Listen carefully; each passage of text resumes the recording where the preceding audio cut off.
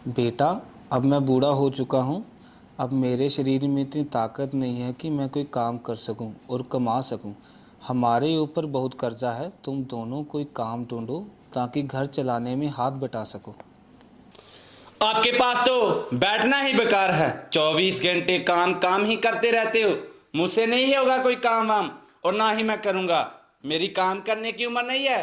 यही तो ऐश करने के दिन होते हैं। और मैं जा रहा हूँ। मेरे दोस्तों ने आज पार्टी रखी है। बेटा, बात तो सुनो। कम से कम हमारा तो कुछ सोचो। हमने कितनी मुश्किलों से तुम दोनों को पाल पोस कर बड़ा किया है। हम क्या ऐसे ही दुखों में जिएंगे क्या? मुझे नहीं सुननी तुम लोगों की किचकिच। मैं जा रहा हूँ यहाँ से। करो जो तुमको करना है।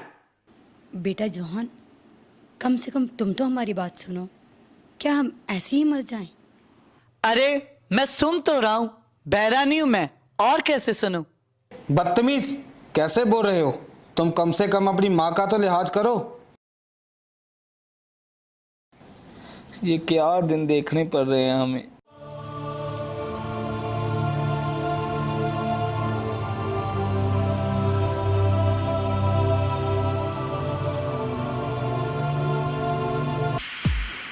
फिर कैसे हो जेम्स? आज बड़ी देर कर दी तुमने आने में। तुमने तो सारी पार्टी ही खराब कर दी। अरे नहीं यार, घर वालों के साथ थोड़ा झगड़ा हो गया था। अब क्या बताऊं तुम्हें। चल छोड़ यार, अभी तेरी टेंशन दूर करता हूँ मैं। आजा चल पीते हैं।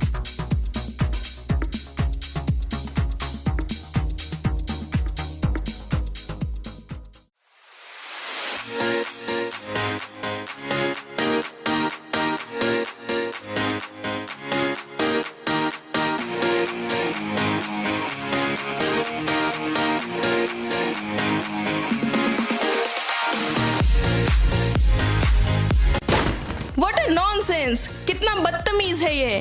Waiter, waiter!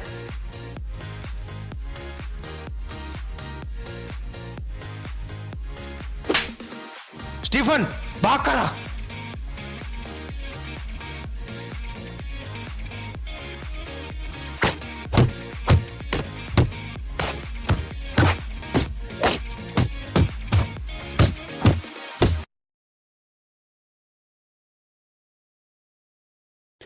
जॉन रास्ते में जा रहा है। उसके दोस्त झुंड बनाकर बैठे हैं। आजा जॉन, कुछ नया ट्राई करते हैं।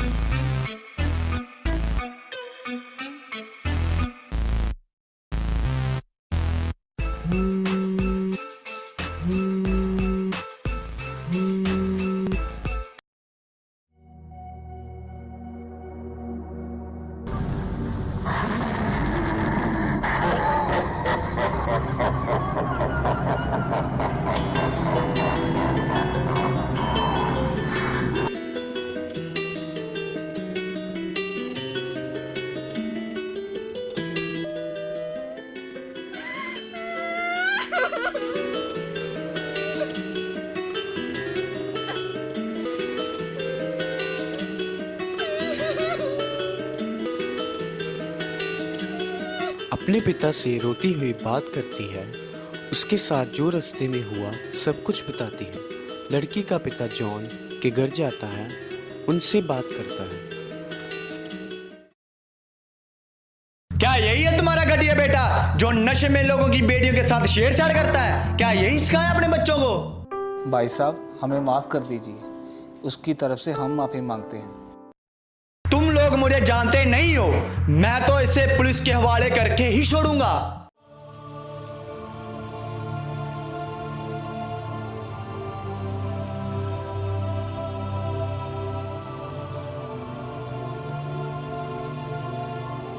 कैसे मासूम से बैठे हो? काफी परेशान लग रहे हो। क्या बताएं, हमारी तो किस्मत ही फूटी है।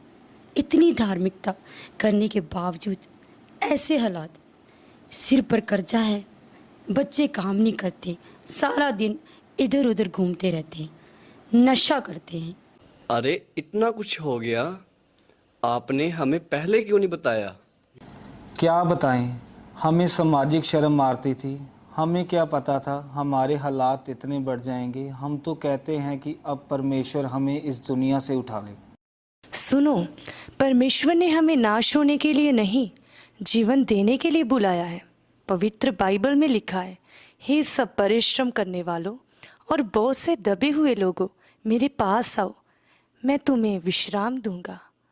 आपको सही शिक्षा की ज़रूरत है, पॉजिटिव प्रेयर की ज़रूरत है, सही अंगीकार करने की ज़रूरत है। हमें देखो, पहले हम भी ऐसे ही हालातों में थे क्योंकि हमारे पास राइट शिक्षा नहीं थी। फिर परमेश्वर ने हमें एक अभिषिक्त man of God apostle Paul Sukhpal Rana ji से मिलवाया, जिनकी राइट शिक्षा को हमने जीवन में अपनाया और प्रैक्टिकल किया।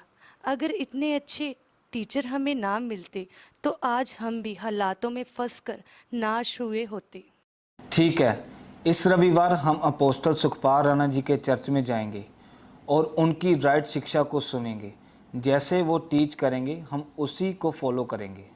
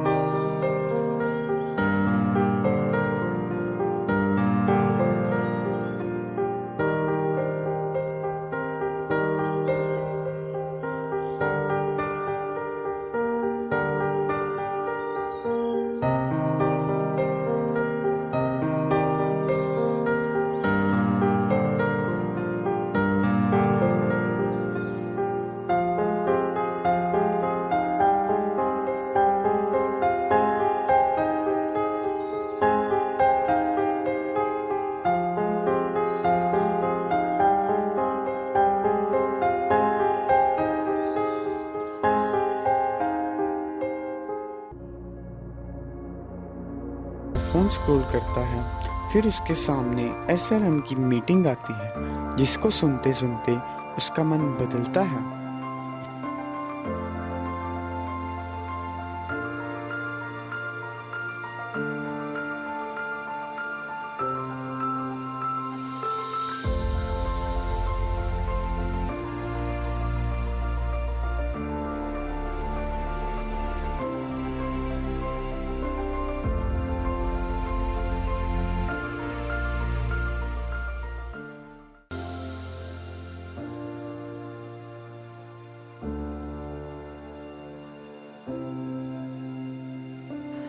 पापा, मम्मी, जेम्स भैया, मैं आप सबको कुछ बताना चाहता हूँ। आज जब मैं अपना फ़ोन देख रहा था तो मैंने YouTube चैनल देखा, सुखपाल राणा मिनिस्ट्री।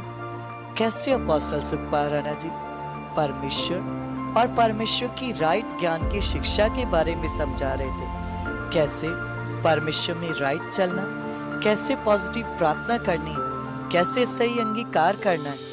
देखो, आज मैं समझ गया हूँ कि सही ज्ञान ना होने के कारण ही हम नाश हो रहे थे।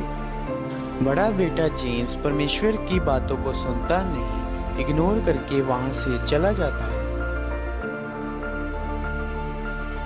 ऐसा है क्या?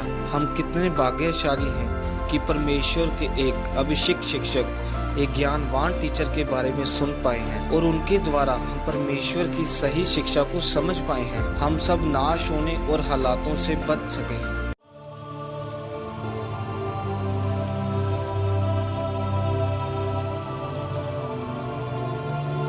अपने रूम में बैठा सो रहा था, अचानक उसे दर्शन आता है और उसका मन बदलने लगता है। कुछ लोग ऐसा समझते हैं कि परमेश्वर कठिनाई से काम करता है, लेकिन परमेश्वर ने अपने वचन में कहा, मैं सब प्राणियों का परमेश्वर यहोवा हूँ, क्या मेरे लिए कोई काम कठिन है? परमेश्वर ने बहुत सारे वादे किए हैं जिसमें उसने कहा मैं सब कुछ करूँगा। इसलिए आपको ये समझना है कि ये बात, अगर आप ये समझते हो कि परमेश्वर कठिनाई से काम करते, तो आप इसको नेगेटिव वे से, नेगेटिव विश्वास में ले रहे हो। लेकिन परमेश्वर सब कुछ काम आसानी से करते, ये बात पॉजिटिव है। इसलिए हमें ध्यान देना है, क्योंकि जो कुछ परमेश्वर ने आज्ञाएं, नियमों को कहा, अगर आप ये सोचकर उन्हें मानते हो कि परमेश्वर कठिनाई से काम करता, तो आपके लिए बहुत कठिन हो जाएगा। लेकिन खुदा का कलाम कहता है कि उसने सब कुछ आसान किया, इसलिए इस बात को मानोगे, बड़े फल तुम्हारी ज़िंदगी में आएंगे। और पक्का मैं वर्ड को रिलीज़ करता हूँ, आपकी ज़िंदगी में बड़ा फल आ चुका है यीशु मसीह के नाम से।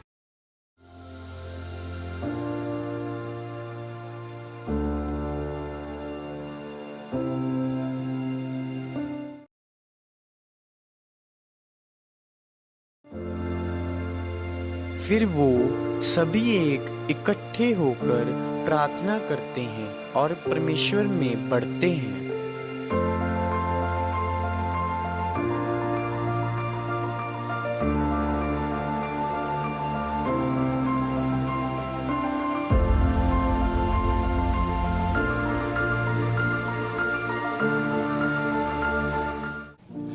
मैं आशा करता हूँ कि इस एक्ट के द्वारा आप बहुत ब्लेस हुए होंगे। अगर आप भी किसी गलत शिक्षा, नेगेटिविटी या हालातों में फंसे हुए हो तो आपका भी सुखपाल राणा मिनिस्ट्री में स्वागत है। Wish you happy teachers day dear apostle ji.